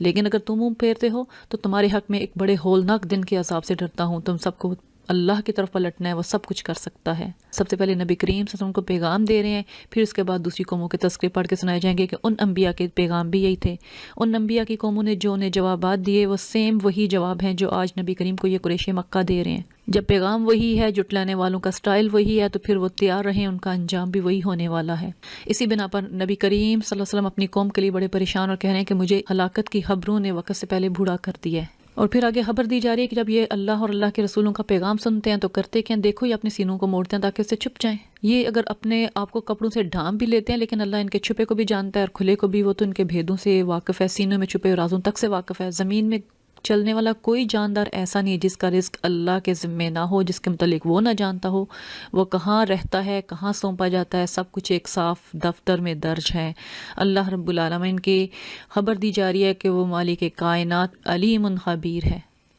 وہ ایک ایک چیز سے واقف ہے۔ اسی کی بندگی کرو، اس سے مغفرت طلب کرو تاکہ وہ تمہاری مہلت عمل کو بڑھا دے۔ وہی ہے جس نے آسمان اور زمین کو 6 دنوں میں پیدا کیا، اس سے پہلے اس کا عرش پانی پر تھا تاکہ تمہیں آزما کر دیکھے۔ اس کائنات کو تخلیق کیے جانے کا مقصد کیا ہے کہ تاکہ وہ آزما کر دیکھے ایکم احسن عملا، تم میں کون بہترین عمل کرنے والا ہے۔ پھر جب نبی کریم صلی اللہ علیہ وسلم ان کو مرنے کے بعد اٹھائے جانے کی خبر دیتے ہیں تو وہ منکرین فوراً بول اٹھتے ہیں یہ تو ایک صریح جادو ہے، یعنی ایک انہونی بات ہے۔ اور پھر ساتھ ہی نبی کریم سے مطالبہ کر دیتے ہیں کہ اگر تم ڈرا رہے ہو تو اسے لے آؤ، ابھی قائم کر دو۔ آگے اللہ رب العالمین ان کی اسی بات کا جواب دے رہے ہیں کہ اگر ہم اس ایک خاص مدت کو جو اللہ نے ہر قوم ہر انسان کے لیے مقرر کر رکھی ہے، ایک خاص مدت تک ان کی سزا کو ٹالتے ہیں تو یہ کہنے لگے ہیں کہ ہر کس چیز نے روک رکھا ہے۔ تو انہیں خبر دی جا رہی ہے کہ آگاہ رہو، جس دن وہ سزا کا وقت آ گیا تو وہ کسی کے پھیرے نہ پھر سکے گا، وہی چیز ان کو گھیر لے گی جس کا وہ مذاق اڑا رہے ہیں۔ یہی آیات جو بھی ہم شروع میں بالکل سورہ یونس میں بھی پڑھ کے آئے ہیں کہ جب وہ آخرت کو جھٹلاتے ہیں تو اللہ رب العالمین کہہ رہے ہیں کہ جب پکڑ میں آ جائیں گے تو پھر اس وقت یہ حسرت کریں گے، افسوس کریں گے۔ اور پھر انسان کی فطرت جس میں جلد باز ہے، نہ شکرا پن ہے، ظاہر بین ہے، وہ ان حقیقتوں کو نہیں سمجھتا۔ اسی چیز کا ذکر کیا جا رہا ہے کہ جب کبھی ہم انسان کو اپنی رحمت سے نوازنے کے بعد پھر سے محروم کر دیتے ہیں تو وہ مایوس ہوتا ہے، ناشکری کرتا ہے، اور اگر اس مصیبت کے بعد جو اس پر آئی تھی ہم اسے نعمت کا مزہ چکھاتے ہیں تو پھر کہتے ہیں کہ میرے تو سارے دل درپار ہو گئے، میرے تو سارے غم دور ہو گئے، پھر پھولا نہیں سماتا، کرنے لگتا ہے۔ اس عیب سے پاک اگر کوئی ہے تو بس وہ لوگ جو صبر کرنے والے اور نیکوکار ہیں، وہی ہیں جن کے لیے درگزر بھی ہے اور بڑا اجر، یعنی جن کو اللہ رب العالمین نے ایمان کی دولت سے نوازا ہے، وہ صبر کرنے والے بھی ہیں، شکر کرنے والے بھی ہیں، مصیبتوں میں صبر کرتے ہیں، اللہ کا اجر پاتے ہیں، خوشی میں شکر اور عاجزی والا رویہ اپناتے ہیں اور اپنی حدود سے باہر نہیں نکلتے۔ پھر جیسے یہ نبی کریم صلی اللہ علیہ وسلم پر اعتراضات کرتے ہیں، کبھی دعوت کا مذاق اڑاتے ہیں، کبھی الٹی سیدھی باتیں بناتے ہیں، تو اس حوالے سے اللہ رب العالمین نبی کریم کو تسلی دے رہے ہیں، حالانکہ یہ امید نہیں ہے کہ نبی کریم کوئی بات چھپائیں گے، لیکن کہیں آپ کے دل میں تنگی نہ آئے یا ایمان والوں کے دل میں یہ نہ آئے تو مخاطب نبی کریم کو کر کے کہا جا رہا ہے کہ اے پیغمبر صلی اللہ علیہ وسلم، کہیں ایسا نہ ہو کہ تم ان چیزوں میں سے کسی چیز کو بیان کرنے سے چھوڑ دو جو تمہاری طرف وحی کی جا رہی ہو، اور اس بات پر دل تنگ ہو کہ وہ کہیں گے کہ اس شخص پر کوئی خزانہ کیوں نہ اتارا گیا، یا یہ کہ اس وقت کوئی فرشتہ کیوں نہ آیا۔ تم تو صرف خبردار کرنے والے ہو، آگے ہر چیز کا حوالے دار اللہ ہے۔ یہی جو قریش مکہ کے اعتراضات ہیں نبی کریم پر کہ آپ کے ساتھ کوئی خزانہ کیوں نہیں اتارا گیا، فرشتے کیوں نہیں بھیجے گئے، لاؤ لشکر کیوں نہیں ہے، کوئی معجزے اور کوئی نشانیاں لے کر کیوں نہیں آئے، اور پھر جب نبی کریم انہیں تعلیمات پڑھ کے سنا رہے ہیں تو اس پہ وہ ان کا مذاق اڑا رہے ہیں، اس کتاب کی باتوں کو جھٹلا رہے ہیں۔ خود ان کا اپنا کہنا ہے کہ ہم آپ کو تو جھوٹا نہیں کہتے، لیکن یہ جو آپ کتاب پڑھ کے سنا رہے ہیں اس کو جھوٹ کہہ رہے ہیں۔ تو اللہ رب العالمین کہہ رہے ہیں کہ آپ اللہ پر بھروسہ رکھیں، آپ بات کو کھول کھول کے بیان کر دیں جیسے آپ کو تعلیم دی جا رہی ہے۔ تم اگر یہ کہتے ہو کہ اس نبی نے یہ خود یہ کتاب گھڑ لی ہے، ان کو اللہ کی طرف سے کوئی وحی نہیں آ رہی، تم اس پر اعتماد نہیں کر رہے، اس پر یقین نہیں کر رہے، تو پھر لے آؤ تم اس جیسی کوئی 10 صورتیں بنا کر، اور اللہ کے سوا جن جن کو مدد کری بلا سکتے ہو بلا لو اگر تم سچے ہو۔ اسے یہ سورہ جیسے ہم ابھی سورہ یونس میں پڑھا، اس میں ایک سورہ کا کہا گیا ہے، اور یہاں 10 سورہ کا، اس کا مطلب سورہ ہود پہلے نازل ہوئی تھی، ان کو 10 صورتوں کا چیلنج کیا گیا۔ جب اس کے بعد پھر اگلے اس کو وہ نہیں پورا کر سکے تو اگلی ہی سورہ میں اللہ رب العالمین نے اسے کہہ دیا کہ ایک ہی بنا لاؤ، اور پھر جب تم ایسا یہ کام نہیں کر سکو تو پھر خوب جان لو فَاعْلَمُوا أَنَّمَا أُنزِلَ بِعِلْمِ اللَّهِ وَأَن لَّا إِلَٰهَ إِلَّا هُوَ فَهَلْ أَنتُم مُسْلِمُونَ۔ جب تم ایسا نہیں کر سکو، اس کام کو پورا نہیں کر سکو، تمہارے شرکاء جو شریک ہیں وہ مدد نہیں کر پائیں گے اس کام کے لیے، تو پھر جان لو یہ اللہ کے علم سے نازل ہوئی ہے اور اللہ کے سوا کوئی معبود حقیقی نہیں۔ کیا پھر تم مسلمان ہوتے ہو، فرمان بردار بنتے ہو؟ اس کے بعد اگلی آیت میں کہا جا رہا ہے کہ جو کہ دنیا کی زندگی اور اس کی خوشنمائیوں کے طالب ہوتے ہیں ان کو سارا کچھ یہیں دے دیا جاتا ہے، ان کے لیے آخرت میں کوئی حصہ نہیں ہوگا۔ اور آیا نمبر 17 میں جو چیز کہی جا رہی ہے، اور آگے ہم دیکھیں گے کہ یہ چیز بار بار انبیاء کی دعوت میں بھی ریپیٹ ہوئی ہے، وہ بار بار کہا جا رہا ہے کہ وہ پہلے بھی ایک صاف شہادت پر تھے، پھر اللہ کی طرف سے ایک گواہ بھی آ گیا۔ تو یہاں کہا جا رہا ہے کہ بھلا وہ شخص جو اپنے رب کی طرف سے ایک صاف شہادت رکھتا تھا، پھر اس کے بعد ایک گواہ بھی پروردگار کی طرف سے شہادت کی تائید کے طور پر آ گیا۔ یہاں خاص طور پہ کہ وہ شخص یعنی نبی جس سے مراد ہیں وہ اپنے رب کی طرف سے ایک صاف شہادت، یعنی پہلے بھی اللہ رب العالمین نے شعور دیا تھا، بصیرت دی تھی، کائنات میں بکھری ہوئی نشانیوں سے وہ جان رہے تھے کہ اس کائنات کا کوئی خالق اور مالک ہے، یہ کائنات ابس پیدا نہیں کی گئی۔ پھر جب ان کے پاس وحی بھی آ گئی ایک گواہ کے طور پہ، ایک کتاب بھی اللہ تعالیٰ کا پیغام بھی آ گیا، تو انہیں اپنے اس جو مشاہدات تھے اس پہ مزید تائید حاصل ہو گئی۔ اور پہلے موسیٰ کی کتاب رہنما اور رحمت کے طور پر آئی ہوئی بھی موجود تھی، تو کیا وہ شخص دنیا پرستوں کی طرح اس کتاب سے انکار کر سکتا ہے؟ ایسے لوگ تو اس پر ایمان ہی لائیں گے کہ جن کا خود نفس بھی، ان کی بصیرت بھی، جو کائنات کے ارد گرد پھیلی نشانیاں بھی گواہی دے رہی تھیں، وہ تو اس کتاب کو سنتے ساتھ ہی ایمان لے آئیں گے۔ انسانی گروہوں میں سے جو کوئی اس کا انکار کرے تو اس کے لیے جس جگہ کا وعدہ ہے وہ دوزخ ہے۔ در حقیقت انکار وہی کرتے ہیں جو نہ آنکھیں رکھتے ہیں، نہ کان رکھتے ہیں، نہ دیکھنے کا کام کر رہے ہیں، نہ سننے کا کام کر رہے ہیں، نہ ان کے دل غور و فکر کا کام کر رہے ہیں، جو اللہ تعالیٰ کی نشانیوں سے، آیات سے اندھو کی طرح گزر جاتے ہیں۔ اس لیے اللہ رب العالمین پھر نبی کریم سے کہہ رہے ہیں کہ اے نبی کریم صلی اللہ علیہ وسلم، تم اس چیز کی طرف سے کسی شک میں نہ پڑنا، یہ حق ہے تمہارے رب کی طرف سے، مگر اکثر لوگ نہیں مانتے۔ آگے پھر وہی پیغام آ رہا ہے کہ جو لوگ اللہ پر جھوٹ گڑیں، جب وہ اللہ کے حضور کھڑے ہوں گے اور گواہ شہادت دیں گے کہ یہ تھے وہ جھوٹے، تو اللہ تعالیٰ کہیں گے کہ خدا کی لعنت ہے ان ظالموں پر۔ ان کا کوئی مددگار نہیں ہوگا، انہیں دوہرا عذاب دیا جائے گا، اور جو کچھ انہوں نے جھوٹ گھاڑا کھاگا وہ ان کے پاس سے گم ہو جائے گا۔ البتہ وہ لوگ جنہوں نے نیک عمل کیے ہوں گے اور وہ اپنے رب ہی کے ہو کر رہے، وَأَخْبَتُوا إِلَىٰ رَبِّهِمْ، اور اپنے یکسو کر لیا، صرف رب کے ہی ہو کر رہے، اولئک اصحاب الجنہ ہم فیہا خالدون۔ اور آگے پھر مثال دی جا رہی ہے ان دونوں لوگوں کی کہ جو اندھے بنے رہے، جو اللہ کے راستے سے روکتے رہے، اور وہ لوگ جو ایمان لائے، عمل صالح کیے اور رب ہی کے ہو کے رہے، ان کے بارے میں دی جا رہی ہے مثال کہ ان کی مثال ایسے ہی ہے ایسے ایک اندھا اور بہرا ہو اور دوسرا دیکھنے والا اور سننے والا، کیا یہ دونوں یکساں ہو سکتے ہیں؟ افلا تذکرون؟ یہ کبھی ممکن نہیں ہے کہ جو دیکھنے سننے والا ہے وہ اس آدمی کی طرح ریئیکٹ کرے، اس آدمی کی طرح بیہیو کرے جو کہ دیکھ نہیں سکتا، سن نہیں سکتا۔ ان تنبیہات اور بنیادی تعلیمات کے بعد پھر اگلا پیراگراف شروع ہوتا ہے جس میں اللہ رب العالمین نوح علیہ السلام کا تذکرہ کر رہے ہیں۔ اب ہم مختصراً ان پیغمبروں کی جو تعلیمات ہیں ان میں سے دیکھتے رہیں گے، ان کی تعلیمات سیم وہی ہیں جو پہلے پیراگراف میں اللہ رب العالمین نے بیان کی ہیں، اور ان کی قوموں کے جو جوابات ہیں وہ بھی وہی ہیں جو مشرکین مکہ اعتراض کر رہے ہیں، اور اللہ رب العالمین اس قوم کو صفحہ ہستی سے مٹاتے چلے جا رہے ہیں۔ یہاں اگر دیکھ لیا جائے کہ اس سورہ میں جو ذکر آ رہا ہے، نوح علیہ السلام کا ذکر آ رہا ہے، قوم عاد کا ذکر آ رہا ہے، قوم سمود کا، قوم لوط، قوم شعیب اور قوم فرعون کا۔ نوح علیہ السلام کی جو قوم ہے تقریباً 3500 قبل مسیح کا زمانہ ہے، اس کے بعد 3000 قبل مسیح قوم عاد کا زمانہ ہے جو سیکنڈ جس کا ذکر آیا ہے۔ تھرڈ نمبر پہ ذکر قوم سمود کا ہے جس کا زمانہ تقریباً 2500 قبل مسیح ہے۔ پھر اس کے بعد قوم لوط کا ذکر آتا ہے جو کہ تقریباً 2100 قبل مسیح ہے۔ پھر قوم شعیب ہے جو کہ تقریباً 1400 قبل مسیح ہے، اور قوم فرعون جو کہ 1250 قبل مسیح ہے۔ ایک قوم کو اللہ رب العالمین نے زمین پہ جگہ دی، انہیں ٹائم دیا، انہیں مہلت عمل دی، جب انہوں نے کام کر کے نہیں دکھایا تو اللہ تعالیٰ نے مٹا دیا، پھر دوسری قوم کو ان کی جگہ پر لے آئے، تیسری قوم کو لے آئے۔ اور اگر میپ رکھ کے دیکھیں تو یہ سارے جو ان قوموں کے علاقے ہیں یہ عرب کے ارد گرد ہی پائے جاتے ہیں۔ اب سب سے پہلے حضرت نوح علیہ السلام کا واقعہ کہ وَلَقَدْ أَرْسَلْنَا نُوحًا إِلَىٰ قَوْمِهِ، نوح علیہ السلام کو بھی اللہ رب العالمین نے ان کی قوم کی طرف بھیجا، اور انہوں نے کیا کہا، انی لکم نذیر مبین، جو ہم نے پہلے تمہیدی پیراگراف میں بھی دیکھا کہ نبی کیا اعلان کر رہے ہیں کہ میں تو نذیر مبین ہوں، ڈرانے والا ہوں، صاف صاف خبردار کرنے والا ہوں۔ اور ان کی تعلیم بھی کیا تھی، اللہ تعبدوا الا اللہ، اللہ کے سوا کسی کی بندگی نہ کرو، مجھے اندیشہ ہے کہ تم پر ایک روز دردناک عذاب آئے گا۔ اس کے جواب میں قوم کے سرداروں نے کیا کہا، انہوں نے کہا کہ آپ ہماری طرح کے انسان ہیں، ہم آپ کو رسول تسلیم نہیں کر سکتے۔ پھر دوسری بات کیا کہی کہ آپ پر ایمان لانے والے ہماری قوم کے چھوٹے اور غریب لوگ ہیں، اراذل ہیں۔ پھر تیسری بات یہ کی کہ آپ کو ہم پر کوئی خاص فضیلت نہیں عطا کی، کوئی لاؤ لشکر نہیں دیے گئے۔ ذرا ان اعتراضات کو دیکھیے کہ یہ وہی اعتراضات ہیں جو قریش مکہ نبی کریم صلی اللہ علیہ وسلم پر بھی رکھ رہے ہیں۔ بل نظنکم کاذبین، کہ ہم یہ بھی دیکھتے ہیں کہ آپ جھوٹے ہیں، نعوذ باللہ۔ اور مشرکین مکہ ڈائریکٹ نبی کریم کو اس طرح تو نہیں کہہ رہے کہ ہم آپ کو تو جھوٹا نہیں کہتے، لیکن جو کتاب آپ لے کر ہیں، جو کتاب کا دعویٰ کر رہے ہیں اس کو نہیں ماننا، یعنی اس کا مطلب یہی ہے کہ آپ جھوٹ بول رہے ہیں کتاب کے بارے میں، نعوذ باللہ۔ دوسرے ورڈز میں وہ یہی کہہ رہے ہیں، اور یہی نوح علیہ السلام کی قوم نے بھی ان سے کہا، ایک تو آپ انسان ہیں ہمارے جیسے، دوسرا آپ کے اوپر ایمان لانے والے قوم کے چھوٹے چھوٹے لوگ ہیں، اور دوسرا یہ تیسری یہ کہ آپ کو ہمارے اوپر کوئی خاص فضیلت نہیں دی گئی، اور چوتھی یہ کہ آپ جھوٹے ہیں، آپ جھوٹا دعویٰ کر رہے ہیں۔ نوح علیہ السلام ان کو سمجھانے کی کوشش کر رہے ہیں، اور وہی بات کہہ رہے ہیں جو بھی ہم نے تمہیدی پیراگراف میں دیکھی کہ اے برادران قوم، ذرا سوچو تو صحیح، اگر میں اپنے رب کی طرف سے ایک کھلی شہادت پر قائم تھا، پھر اس نے مجھ کو اپنی خاص رحمت سے بھی نواز دیا، مگر وہ تم کو نظر نہ آئی، تو آخر ہمارے پاس کیا ذریعہ ہے کہ تم ماننا نہ چاہو، ہم زبردستی تمہارے سر پہ اس کو تھوپ دیں؟ اے برادران قوم، میں اس کام پر تم سے نہ کوئی مال چاہتا ہوں، میرا اجر تو اللہ کے ذمے ہے۔ میں ان لوگوں کو دھکے دینے سے رہا جنہوں نے میری بات مانی ہے، جن کو تم کہہ رہے ہو کہ وہ قوم کے چھوٹے حقیر لوگ ہیں، وہ اپنے رب کے حضور جانے والے ہیں، مگر میں دیکھتا ہوں کہ تم لوگ جہالت برت رہے ہو۔ اے قوم، اگر میں ان لوگوں کو جو ایمان لانے والے ہیں، جو معاشرے کا کمزور طبقہ ہے، دھتکار بھی دوں تو خدا کی پکڑ سے کون مجھے بچانے آئے گا؟ کیا تم لوگوں کو اتنی بھی سمجھ نہیں آتی؟ میں تم سے یہ نہیں کہتا میرے پاس اللہ کے خزانے ہیں، نہ میں یہ کہتا ہوں میں غیب کا علم رکھتا ہوں، نہ میرا دعویٰ ہے کہ میں فرشتہ ہوں،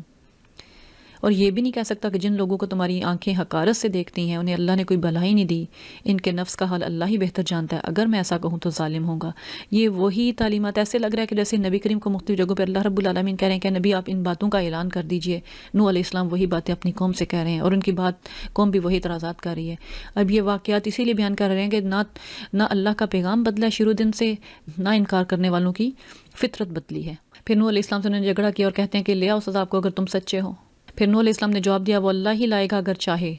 تم تو اتنا بھی بل بوتا نہیں رکھتے کہ اس عذاب کو روک سکو، اب اگر میں تمہاری کچھ ہیر ہائی کرنا بھی چاہوں تو میری ہیر ہائی تمہیں کوئی فائدہ نہیں دے سکتی۔ کے واقعے کے درمیان میں مشرکین مکہ کا اعتراض اللہ رب العالمین نقل کر رہے ہیں کہ اے نبی، کیا یہ لوگ کہتے ہیں کہ اس شخص نے سب کچھ خود گھڑ لیا ہے؟ ان سے کہو کہ اگر میں نے یہ گھڑا ہے تو مجھ پر اپنے جرم کی ذمہ داری ہے، اور جو جرم تم کر رہے ہو اس کی ذمہ داری سے میں بری ہوں۔ پھر نوح علیہ السلام کو اللہ رب العالمین نے کہہ دیا کہ جو لوگ ایمان لا چکے سو لا چکے، نہ لانے والے پر تم غم نہ کر۔ پھر اللہ نے ان کو کشتی بنانے کا حکم دیا، جب وہ کشتی بنا رہے تھے اس پر بھی لوگ گزرتے ہوئے ان پر باتیں بناتے، مذاق اڑاتے۔ جس طرح اللہ رب العالمین نے حکم دیا اس طرح وہ اس پر سوار ہو گئے۔ کشتی ان لوگوں کو لیے چلی جا رہی تھی۔ نوح علیہ السلام کا بیٹا دور فاصلے پر تھا۔ نوح نے پکار کر کہا، بیٹا ہمارے ساتھ سوار ہو جا، کافروں کا ساتھ نہ دے۔ اب نبی کا بیٹا ہے دیکھیے، اور وہ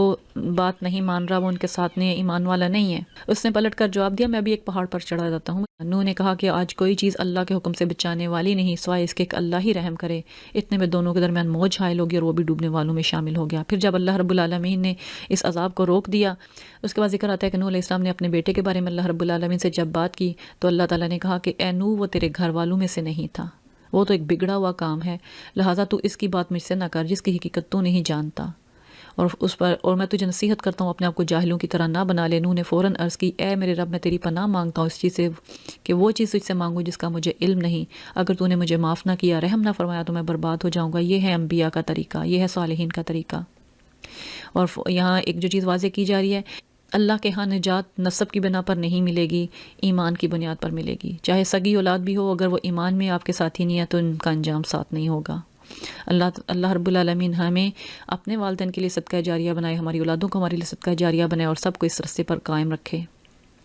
پھر اللہ رب العالمین نے نوح علیہ السلام کو اور ان کے ساتھ والوں کو زمین پر بسنے کا کہا اور کہا کہ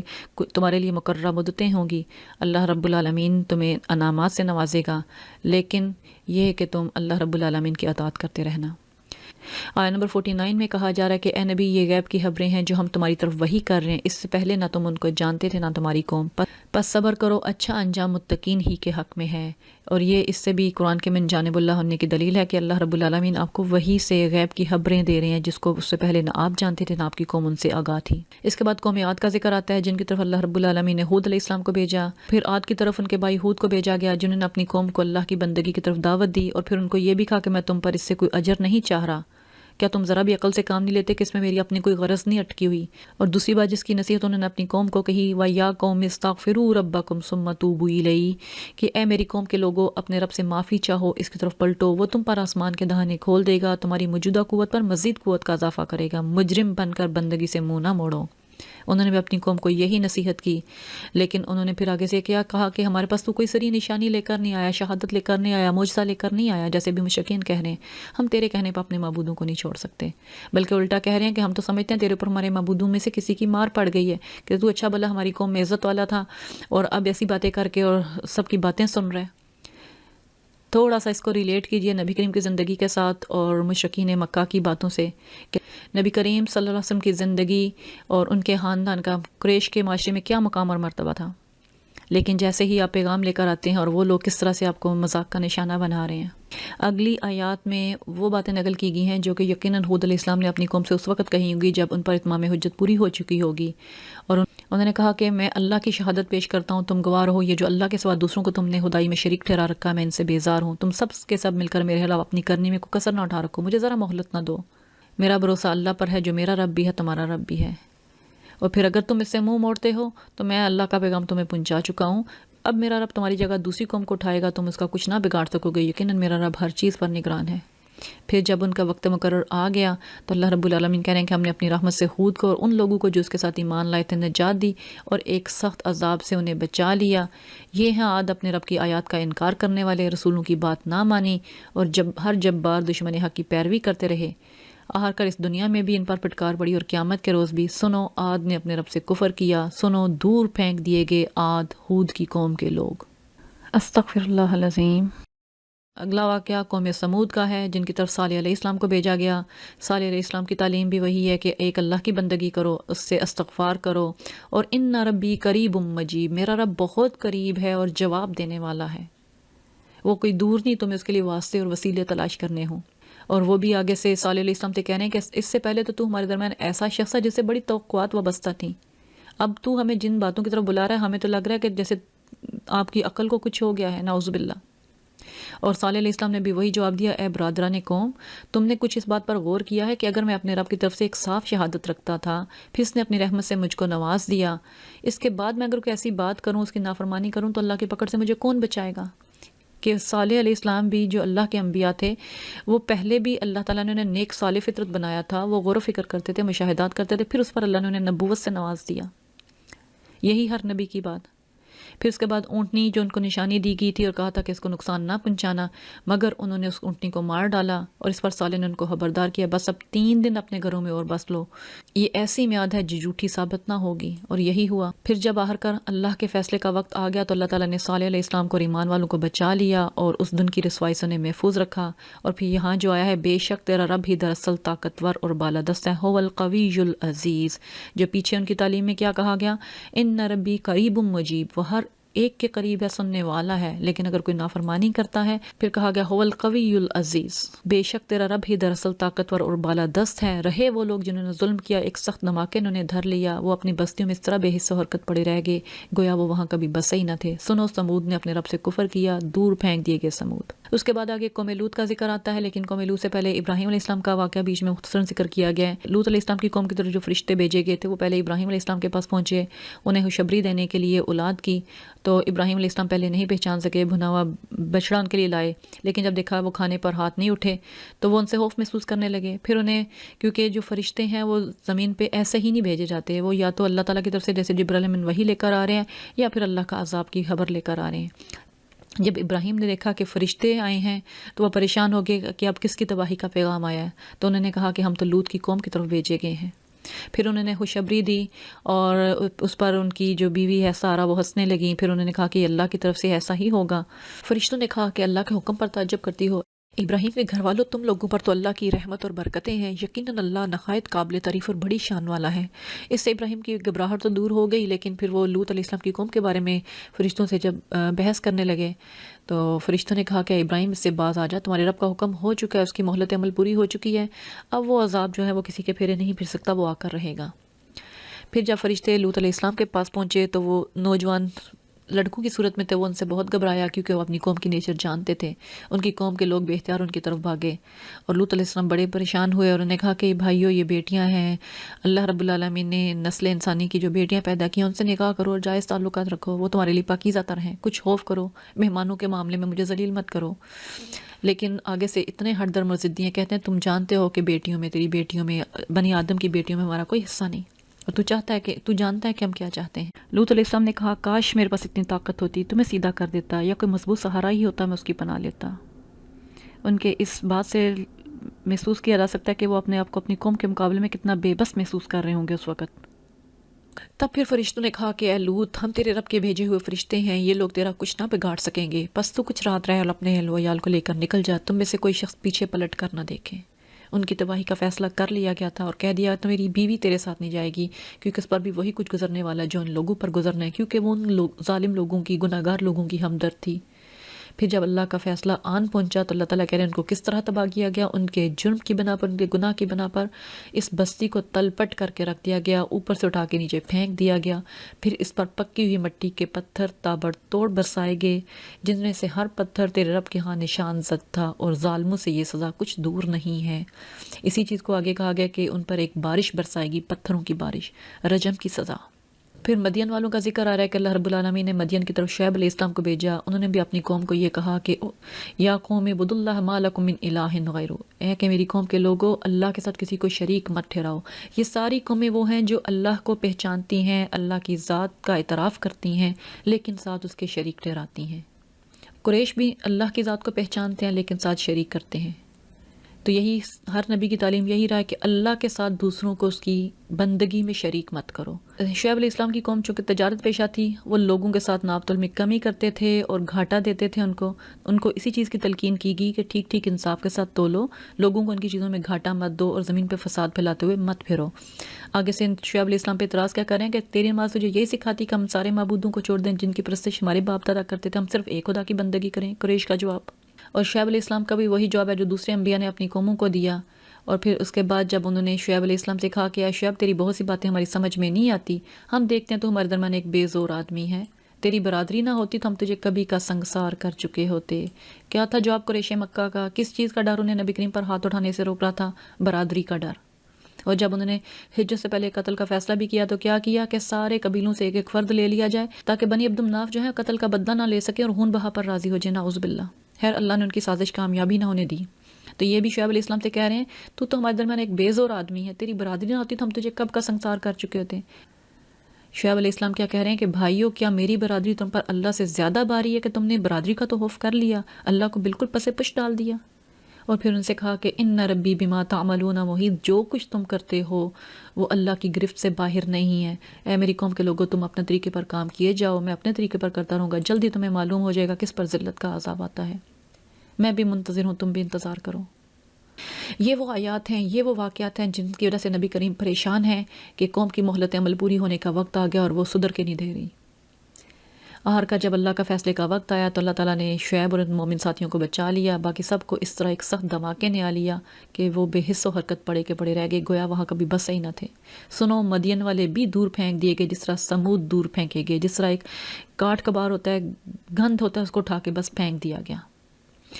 اس کے بعد موسیٰ علیہ السلام کا تذکرہ آتا ہے۔ اللہ رب العالمین فرما رہے ہیں کہ موسیٰ علیہ السلام کو اللہ رب العالمین نے واضح نشانیوں کے ساتھ، سلطان مبین کے ساتھ، کھلی سند ماموریت کے ساتھ جو معجزے ان کو دیے گئے تھے، فرعون اس کے درباریوں کی طرف بھیجا گیا، لیکن انہوں نے فرعون کے حکم کی پیروی کی، اور اللہ رب العالمین کہہ رہے ہیں کہ فرعون کا حکم راسی پر نہ تھا، اور اس کا انجام کیا ہوگا کہ وہ خود اپنی قوم کی سربراہی کرے گا، انہیں اپنی پیشوائی میں دوزخ کی طرف لے کر جائے گا۔ کیسی بدتر جائے ورود ہے جس پر یہ کوئی پہنچے۔ ان لوگوں پر دنیا میں بھی لعنت پڑی اور قیامت کے روز بھی پڑے گی۔ کیسا برا صلہ ہے۔ قریش کے لیڈروں کو تنبیہ کی جا رہی ہے کہ تم بھی ذرا غور کر لو، تم اپنے پیچھے کن کن کو جہنم میں لے کے جاؤ گے، خود تو جہنم میں جاؤ گے ہی، لیکن کتنی مہلوک ہدا کو تباہ کرو گے۔ ان قوموں کے تذکرے کے بعد اللہ رب العالمین کہہ رہے ہیں کہ یہ کچھ قصے ہیں جو تمہیں سنائے جا رہے ہیں، جن میں سے بعض اب بھی کھڑی ہیں، بعض کی فصل کٹ چکی، جیسے بنی اسرائیل۔ ہم نے ان پر ظلم نہیں کیا، انہوں نے اپنے اوپر خود ہی ظلم ڈھایا۔ جب اللہ کا حکم آ گیا تو ان کے وہ معبود جنہیں وہ اللہ کو چھوڑ کر پکارا کرتے تھے، ان کے کچھ کام نہ آ سکے، انہوں نے ہلاکت و بربادی کے سوا انہیں کوئی فائدہ نہ دیا۔ اور تیرا رب جب کبھی ظالم بستی کو پکڑتا ہے تو اس کی پکڑ ایسی ہی ہوا کرتی ہے۔ اللہ رب العالمین کا جلال ہے، قوموں، مغضوب قوموں کا تذکرہ کیا جا رہا ہے۔ فی الواقع اس کی پکڑ بڑی سخت اور دردناک ہوتی ہے۔ حقیقت میں اس میں نشانی ہے ہر اس شخص کے لیے جو عذاب آخرت کا خوف کرے۔ اور عذاب آخرت کے بارے میں کہا جا رہا ہے کہ وہ ایک دن ہے جب سب لوگ جمع ہوں گے، جو کچھ ہوگا سب آنکھوں کے سامنے ہوگا۔ اس دن آنکھیں خوب تیز ہوں گی، اور اس کے بارے میں کہا جا رہا ہے کہ اس دن کسی کو بات کرنے کی مجال نہ ہوگی الا یہ کہ اللہ کی اجازت سے کچھ عرض کرے۔ کچھ لوگ بدبخت ہوں گے، کچھ نیک بخت ہوں گے، کچھ سعید ہوں گے، کچھ شقی ہوں گے۔ جو شقی ہوں گے، بدبخت ہوں گے، ان کے بارے میں کہا جا رہا ہے وہ دوزخ میں جائیں گے، گرمی اور پیاس سے ہانپیں گے، پھنکارے ماریں گے، اور ہمیشہ ایسی حالت میں رہیں گے جب تک زمین و آسمان قائم ہے، الا یہ کہ تیرا رب کچھ اور چاہے، بے شک تیرا رب پورا اختیار رکھتا ہے، جو چاہے کرے۔ اور سعید لوگ، خوشبخت لوگ کون ہوں گے؟ یہ وہ لوگ ہوں گے جو جنت میں جائیں گے، وہاں ہمیشہ رہیں گے جب تک زمین و آسمان قائم ہے، الا یہ کہ تیرا رب کچھ اور چاہے۔ ایسی بخشش ان کو ملے گی جس کا سلسلہ کبھی منقطع نہیں ہوگا۔ پھر مومنین کو نصیحت کی جا رہی ہے فاستقم کما امرت، کہ آپ اس رستے پر قائم رہیں جس طرح آپ کو حکم دیا جا رہا ہے۔ ومن تاب معک ولا تطغوا، اور وہ لوگ بھی جو آپ کے ساتھ توبہ کر کے ایمان کی طرف پلٹ آئے، اور بندگی کی حد سے تجاوز مت کیجیے۔ اللہ ہر چیز سے واقف ہے، دیکھ رہا ہے جو کچھ آپ کرتے ہیں، اور آپ کبھی بھی ان ظالموں کی طرف نہ جھکنا، ان کے ساتھ کوئی رعایت نہ برتنا، ان کا ساتھ نہ دینا، ورنہ جہنم کی لپٹ میں آ جاؤ گے، تمہیں کوئی ولی اور سرپرست نہ ملے گا۔ اور پھر حکم دیا جا رہا ہے کہ نماز قائم کی جائے دن کے دونوں سروں پر اور کچھ رات گزرنے پر، بے شک نیکیاں برائیوں کو مٹا دیتی ہیں۔ یہ ایک یاد دہانی ہے ان لوگوں کے لیے جو اللہ کو یاد رکھنے والے ہیں۔ نمازیں برائیوں کو مٹا دیتی ہیں۔ اس کے بارے میں آتا ہے کہ ایک آدمی نے اپنی کچھ برائیوں کا ذکر کیا تو نبی کریم نے پوچھا تم نماز پڑھتے ہو؟ اپنی نماز کی اقامت کی طرف سے، یعنی اسے پھر تلقین کی کہ نماز کی اقامت کرو۔ بے شک جو چھوٹے چھوٹے گناہ ہیں جو انجانے میں ہو جاتے ہیں، نمازیں ان کو مٹا دیتی ہیں۔ اگلا حکم دیا جا رہا ہے وصبر، اور صبر کیجئے، بے شک اللہ تعالیٰ محسنین کا اجر ضائع کرنے والا نہیں ہے۔ اللہ رب العالمین پھر قوموں کی ہلاکت کا اصول بیان کرتے ہوئے کہہ رہے ہیں کہ ایسا کیوں نہیں ہوا کہ جو قومیں اس سے پہلے تباہ کی گئی ہیں ان میں اہل خیر موجود رہتے اور انہیں روکتے رہتے، منع کرتے رہتے، لیکن اگر ایسے کچھ لوگ ہوئے بھی تو وہ بہت کم جن کو اللہ نے بچا لیا۔ جب اکثریت گمراہ لوگوں کی ہوگی تو پھر اللہ نے ان کو تباہ کر دیا۔ تیرا رب ایسا نہیں بستیوں کو ناحق تباہ کرے حالانکہ ان کے باشندے اصلاح کرنے والے ہوں، لیکن اللہ تعالیٰ یہ بھی نہیں کرتا کہ سب کو زبردستی ایک ہی گروہ بنا دے، ان کو اختیار دیتا ہے جس کی بنا پر وہ مختلف طریقوں کو چوز کر لیتے ہیں۔ بے راہ رویوں سے صرف وہی لوگ بچیں گے جن پر تیرے رب کی رحمت ہے، یہی لوگوں کو جو آزادی دی گئی، اختیار دیا گیا ہے، یہی تو امتحان ہے۔ اور پھر اللہ رب العالمین کہہ رہے ہیں کہ انہی نافرمانوں کی وجہ سے، انہی بستیوں کے ظالم لوگوں کی وجہ سے تمہارے رب کی وہ بات پوری ہوگی جو اس نے کہی تھی کہ میں جہنم کو جنوں اور انسانوں سے سب سے بھر دوں گا۔ اور اس سورہ کے اینڈ میں، سورہ ہود کے اینڈ میں، جہاں اللہ رب العالمین نے سارے قصص بیان کیے ہیں، تنبیہات کی ہیں، ہلاکت کے اصول بتائے ہیں، اللہ رب العالمین نبی کو مخاطب کر کے کہہ رہے ہیں کہ اے نبی صلی اللہ علیہ وسلم، یہ پیغمبروں کے قصے جو ہم تمہیں سناتے ہیں، ان کو سنانے کا مقصد کیا ہے؟ اس سے تمہارے دلوں کو مضبوطی ملتی ہے، ثبات ملتا ہے، تمہیں اللہ تعالیٰ کی مدد پہ بھروسہ ہوتا ہے کہ اللہ تعالیٰ دن پھیر دے گا ایمان والوں کے۔ پھر اس کے علاوہ ان واقعات کے اندر تمہیں حقیقت کا علم ملتا ہے، ایمان والوں کو نصیحت ملتی ہے اور ان کو بیداری نصیب ہوتی ہے، انہیں استقامت ملتی ہے۔ رہے وہ لوگ جو ایمان نہیں لاتے تو ان سے کہہ دو تم اپنے طریقے پر کام کیے جاؤ، ہم اپنے طریقے پر عمل کرتے رہتے ہیں، انجام کار تم بھی منتظر رہو، ہم بھی منتظر ہیں۔ آسمانوں اور زمین میں جو کچھ چھپا ہوا ہے وہ سب اللہ کے قبضہ قدرت میں ہے، سارا معاملہ اسی کی طرف رجوع کیا جاتا ہے۔ پس نبی اپنے رب کی بندگی کیجئے، فاعبدہ وتوکل علیہ، اور اسی پر بھروسہ کیجئے، وما ربک بغافل عما تعملون، اور تیرا رب اس سے بے خبر نہیں ہے، وہ ہر چیز سے واقف ہے۔ اس سورہ کے 8 پیراگراف اگر ہم نے دیکھے ہیں تو دیکھیں ان سارے پیراگراف میں جو تعلیم ہے وہ کیا ہے؟ اللہ رب العالمین بار بار ان قوموں کو جو پہلی جو تباہ کی گئی تھیں اور جو اس وقت موجود قومیں، اور ہمیں بھی اللہ رب العالمین خبر کریں کہ اپنی بندگی کو، اپنی عبادات کو اللہ کے لیے خالص کر لو، اور جو گناہ تم سے سرزد ہو جائیں اس پر فوراً اللہ کی طرف رجوع کرو، استغفار کرو، اس سے مغفرت طلب کرو، اللہ رب العالمین تمہاری مہلت عمل بڑھا دے گا۔ اور آخرت کی تیاری کرتے رہو، ایک دن آئے گا تم نے اللہ کے سامنے جواب دہ ہونا ہے، ایک ایک نعمت کے بارے میں تم سے سوال کیا جائے گا۔ اس دنیا کی زندگی کو حتمی زندگی مت سمجھ لینا، اخروی فلاح کے لیے کوشش کرتے رہنا۔ آخر میں اللہ رب العالمین سے دعا کر لیتے ہیں کہ یا ربی یا ارحم الراحمین، ہمیں توحید خالص عطا کر دے، قرآن کا حق ادا کرنے والا بنا دے، ہمیں ہر طرح کے شرک سے محفوظ کر دے۔ یا اللہ یا ارحم الراحمین، یا مالک یا قدوس، ہمیں استغفار کی توفیق عطا کر۔ یا اللہ ہمارے دلوں میں تقوی پیدا کر دے، اپنا خوف پیدا کر دے، اپنی خشیت پیدا کر دے جو ہمارے اور ہمارے گناہوں کے درمیان حائل ہو جائے۔ یا مقلب القلوب ثبت قلوبنا علی دینک، یا مصرف القلوب صرف قلوبنا علی طاعتک۔ اللہم اجعل القرآن ربیع قلوبنا ونور صدورنا وجلاء احزاننا وذہاب ہمومنا وغمومنا۔ اللہم انا نعوذ بک من زوال نعمتک وتحول عافیتک وفجاءت نقمتک وجمیع سخطک۔ اللہم انا نعوذ بک من جہد البلاء ودرک الشقاء وسوء القضاء وشماتۃ الاعداء۔ سبحان ربک رب العزۃ عما یصفون وسلام علی المرسلین والحمد للہ رب العالمین۔ سبحانک اللہم وبحمدک، نشہد ان لا الہ الا انت، نستغفرک ونتوب الیک۔ وصلی اللہ تعالی علی خیر خلقہ محمد وعلی آلہ واصحابہ وذریاتہ اجمعین برحمتک یا ارحم الراحمین، آمین ثم آمین یا رب العالمین۔